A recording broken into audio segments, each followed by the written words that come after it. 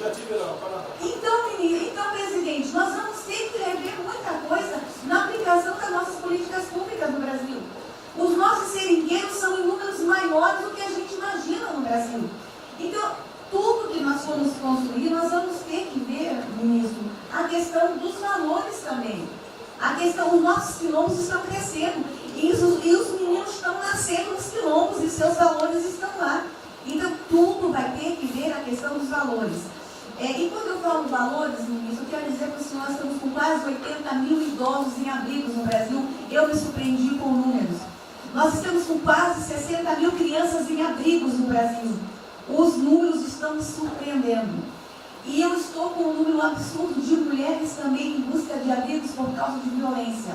Então, tudo isso tem que vir para este pacote. Nós vamos ter que fazer algumas revisões de políticas públicas no Brasil. Então, por favor, ministro, coloque aí a questão de valores. E quando eu falo valores, aí eu quero olhar para o nosso novo ministro aqui da Saúde e dizer, ministro, valores estão lá no seu ministério também. Neste momento de pandemia, a gente está vendo aí a palhaçada do STF trazer o aborto de novo para a pauta. E lá está a questão de as mulheres que são vítimas do Zika vírus vão abortar. E agora vem do coronavírus. Será que vão querer liberar que todos que tiveram coronavírus poderão abortar no Brasil? Vão liberar geral? O seu ministério, ministro, está lotado de feminista que tem uma pauta única, que é a liberação do aborto. Quero te lembrar, ministro, que está chegando agora, este governo é um governo pró-vida, é um governo pró-família. Então, por favor. E aí, quando a gente fala de valores, ministro, quero dizer que nós estávamos sim no caminho certo. A gente não precisa reinventar muita coisa, não. E eu quero citar aqui um exemplo da política indigenista como este governo estava construindo. Todo mundo começou a dizer, a esquerda começou a falar, que o coronavírus iria dizimar os povos indígenas no Brasil. O primeiro óbito, dia 12 de abril, sabe o que é isso? A forma como nós estávamos conduzindo a política indígena no Brasil. Primeiro óbito, dia 12 de abril. E eu fui lá para a Amazônia, em Roraima, junto com o presidente da FUNAI e o secretário nacional de saúde indígena, para acompanhar o primeiro óbito. A forma como a gente conduziu deu muito certo. Vamos ter que melhorar? Vamos ter que melhorar. E por que nós fomos lá, presidente? Porque nós recebemos a notícia que haveria contaminação criminosa em Roraima, em Amazônia, de propósito, em índios, para dizimar aldeias e povos inteiros para colocar nas costas do presidente Bolsonaro. Eu tive que ir para lá com o presidente da FUNAI e me reunir com os generais da região e os superintendentes da Polícia Federal para a gente fazer uma ação ali meio que sigilosa, porque eles precisavam matar mais índio para dizer que a nossa política não estava dando certo. Então, o que a gente estava fazendo estava dando certo, o que nós estamos fazendo está dando certo. Então, aqui, general, todo o nosso trabalho que envolve políticas de valores precisa estar aqui no Pró-Brasil. E aí, presidente, só para encerrar, eu quero dizer para o senhor que a sua angústia tem razão de ser. Nunca houve tanta violação de direitos no Brasil como neste período. Direitos fundamentais foram violados. No nosso Disque 100 tem mais de 5 mil registros, ministros, de violação de direitos humanos. Mas o senhor tem uma ministra de direitos humanos e uma equipe muito corajosa. São mais de 5 mil procedimentos e ações que estão sendo construídos. Governadores e prefeitos responderão processo. Idosos estão sendo algemados e jogados dentro de camburões no Brasil. Mulheres sendo jogadas no chão e sendo algemadas por não terem feito nada. Nós estamos vendo padres sendo multados em 90 mil reais porque estavam indo da igreja com 2 fiéis. A maior violação de direitos humanos da história do Brasil nos últimos 30 anos está acontecendo neste momento. Mas nós estamos tomando providências, a pandemia vai passar, mas governadores e prefeitos responderão processos. E nós vamos pedir, inclusive, a prisão de governadores e prefeitos. E nós estamos subindo o tom. E discursos estão chegando. Nosso ministério vai começar a pegar pesado com governadores e prefeitos. Nunca vimos o que está acontecendo hoje. Se eles falavam que nós éramos violadores de direitos, eles estão. Inclusive, o governador Wellington agora, ontem, determinou que a polícia poderá entrar nas casas. Vocês não imaginam o que ele vai fazer. Poderá entrar assinou. A polícia poderá entrar na casa sem mandato.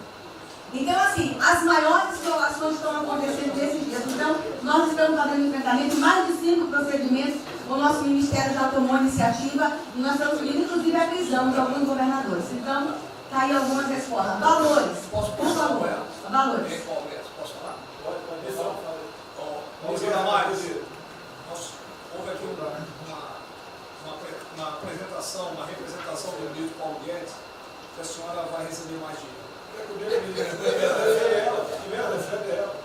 Obrigada. Ministro Marcelo, por favor. Obrigado, vou ser bem breve também. Primeiro, parabenizar o ministro Braga Neto pelo... Eu queria só deixar uma coisa seguinte, eu fico bem, cara.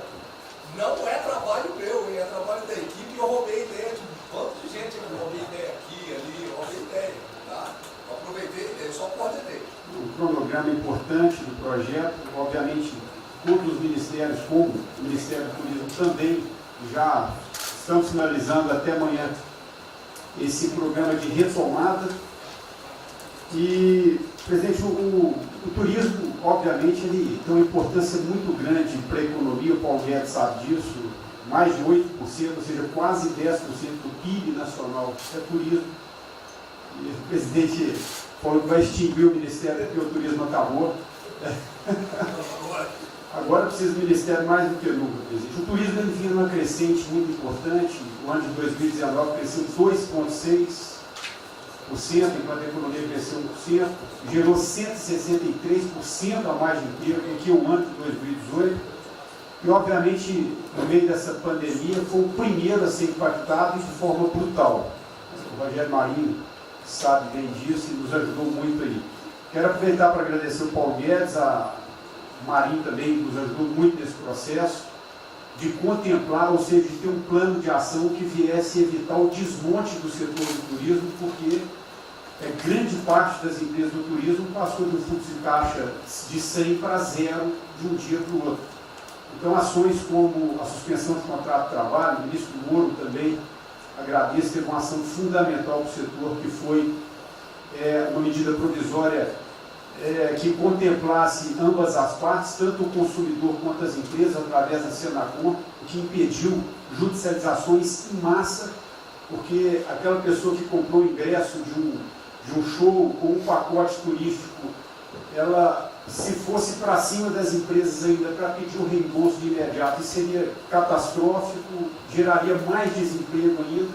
Então, essa medida provisória garantiu que as empresas pudessem ter um fôlego, um prazo aí de até 12 meses para fazer esse reembolso. Um terceiro ponto foi a questão dos créditos, que está terminando de ser fechado junto ao Banco BNDES. Agradeço muito aí também o Montesano, a Caixa Econômica também, o Pedro, o ministro Paulo Guedes, que o entrave maior estava na questão das garantias, mas a gente está conseguindo finalizar esse modelo de crédito para contemplar a todos, desde o MEI ao micro, pequeno, médio, o grande empresário no Brasil do setor turístico. O setor, presidente, ficou muito feliz, se sentindo contemplado com todas essas ações e medidas por parte do governo federal.